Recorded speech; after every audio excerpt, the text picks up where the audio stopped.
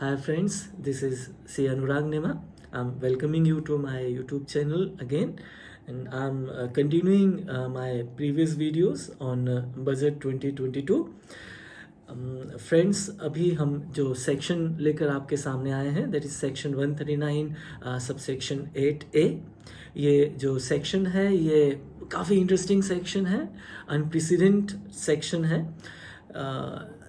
इस सेक्शन के रिलेशन में जो बातें आ रही हैं उनमें से कुछ लोगों का ये कहना है कि एक बहुत अच्छा मेजर है, एक तरह से एक और अवसर दिया जा रहा है और दिए जाने का बहुत अच्छा एक तरीका निकाला गया है।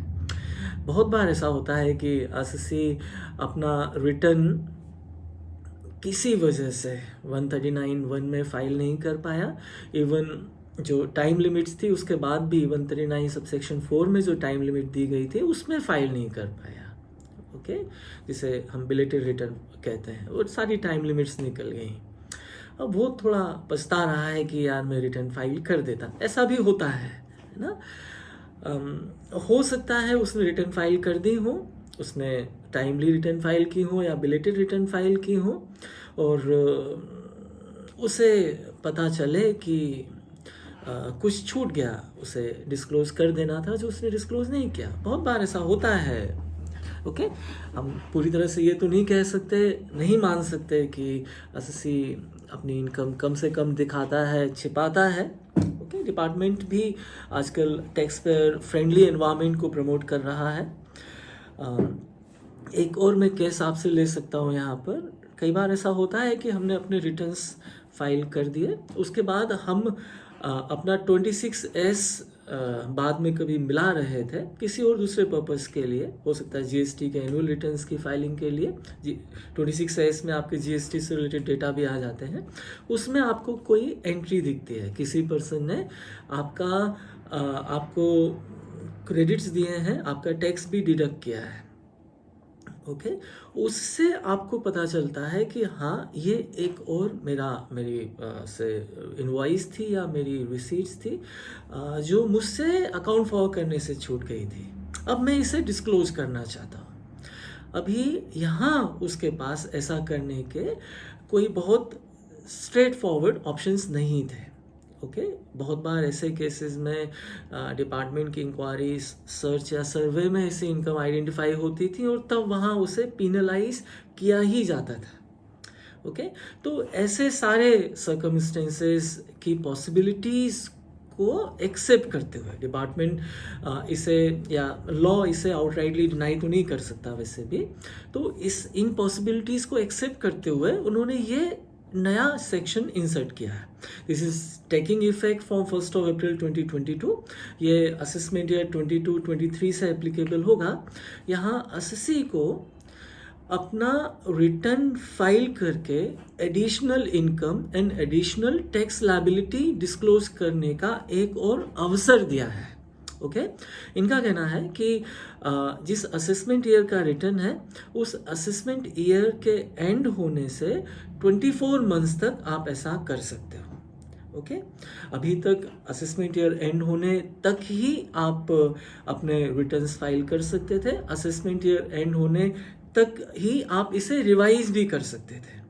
ओके, इन्होंने पहले जो रिवाइज करने के लिए 1 year from the end of the assessment year की जो कॉन्सेप्ट होती थी उसे अब डन अवे कर दिया। अब वो कॉन्सेप्ट नहीं रही। अब जो भी करना है आपको असेसमेंट ईयर एंड होने तक ही कर लेना है। ओके, यहाँ इन्होंने 24 मंथ्स का एक्स्ट्रा टाइम दिया है, एक लास्ट विंडो ओपन की है, ऐसा कहना चाहिए मुझे।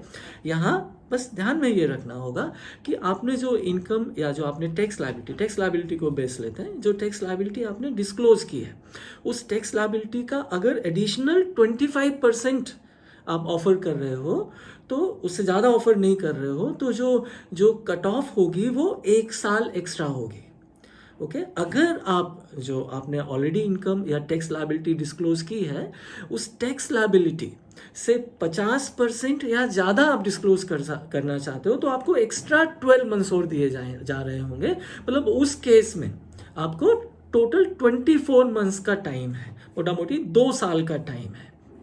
मैं इसे एक बार फिर से लूँ। देखें, आपने अगर अपना जो ओरिजिनल रिटर्न है वो फाइल नहीं किया तो कोई बात नहीं है, आप जो भी ऑफर करेंगे वो पूरा एडिशनल होगा। अगर आपने ओरिजिनल रिटर्न फाइल कर दिया है, या आपने बिलेटेडली फाइल किया था, या आपने रिटर्न फाइल करके उसे रिवाइज भी कर दिया था, हम सभी समझते हैं कि रिवाइज रिटर्न ओरिजिनल और बिलेटेड दोनों को रिप्लेस कर देता है। एंडली जो देखा जाता है that is your final return, that may be original और बिलेटेड और रिवाइज्ड रिटर्न। उसमें जो टैक्स लायबिलिटी आपकी बनती है, उस टैक्स लायबिलिटी पर आप अगर 25% तक एडिशनल ऑफर करना चाहते हो, उससे ज़्यादा एडिशनल ऑफर नहीं करना चाहते हो, तो आपके पास 12 महीने अतिरिक्त उपलब्ध है। आपका असेसमेंट ईयर एंड हो चुका है, आप इस रिटर्न को अदरवाइज रिवाइज्ड भी नहीं, आप उसे बिलेटेडली भी फाइल नहीं कर सकते थे, या आपने गलत रिटर्न फाइल कर दिया था, अब आप उसको रिवाइज्ड भी नहीं कर सकते थे। लेकिन यहाँ by virtue of insertion of this new section आपको एक्स्ट्रा 12 मंथ्स दिए जा रहे हैं। अगर आपके पास थोड़ा बड़ा ऑफर है, अगर आप 50% या उससे ज़्यादा एडिशनल टैक्स पे करने के लिए रेडी हो, तो आपके पास इंस्टेड ऑफ 12 मंथ्स 24 मंथ्स का टाइम है। आप इस सेक्शन का उपयोग करते हुए अपनी वो इनकम स्वेच्छा से, सो मोटो या वॉलंटरीली डिक्लेयर कर सकते हो। यहाँ पर आपको जो बेनिफिट है वो ये है कि आप पेनाल्टी एंड प्रोसिक्यूशन रिलेटेड, आज की डेट में इनकम टैक्स में प्रोसिक्यूशंस भी हैं, पेनाल्टी एंड प्रोसिक्यूशंस रिलेटेड जो कॉन्सिक्वेंसेज होंगे उनसे बच जाएंगे। यहाँ ये भी ध्यान में रखिएगा कि जो भी अमाउंट आपने पे करना होगा वो आपको विद इंटरेस्ट, एंड अगर लेट फी आ चुकी है 234F की लेट फी आपके ऊपर एप्लीकेबल हो सकती है, 1000 और 5000 विच एवर में भी एप्लीकेबल, वो भी पे करना होगा। आपको जो एडिशनल टैक्स है उसे with interest and late fee pay करना होगा। यहाँ पर जो एडिशनल टैक्स लायबिलिटी है उसे कैलकुलेट करने के लिए जो TDS हैं, जो सेल्फ असेसमेंट टैक्स हैं, जो रिलीफ्स आपने क्लेम करनी है, वो सब कंसिडर की जाएंगी। उन सब के बेनिफिट्स आपको मिलेंगे, उनके अतिरिक्त ही आपको अमाउंट पे करना होगा, और उन अतिरिक्त अमाउंट पर ही आपको इंटरेस्ट पे करने की लायबिलिटी होगी। सो फ्रेंड्स, ये एक वेलकम मेजर है। अच्छा, यहाँ ये भी ध्यान में रखेंगे कि इस सेक्शन का उपयोग SSC रिफंड क्लेम करने के लिए नहीं कर सकता। हालांकि ये एक छोटी सी कमी है जो खल रही है, बट फाइन, अभी उनका टारगेट शायद ये इस विंडो के जरिए रिफंड्स ग्रांट करना नहीं है। वहाँ आपके पास अपील या आपके पास 154 के रेक्टिफिकेशंस का ऑप्शन अवेलेबल है। यहाँ इस सेक्शन का जो बेसिक ऑब्जेक्ट है वो एक तरह से SSC को एक लास्ट अपॉर्चुनिटी वॉलंटरीली आगे बढ़कर अपनी इनकम जो अनटैक्स्ड रह गई है वो डिस्क्लोज करने का अवसर है, ऐसा कह सकते हैं। अदरवाइज डिपार्टमेंट 144 में जा सकता था, डिपार्टमेंट 147 या 148 के इनकम एस्केपमेंट असेसमेंट्स में जा सकता था।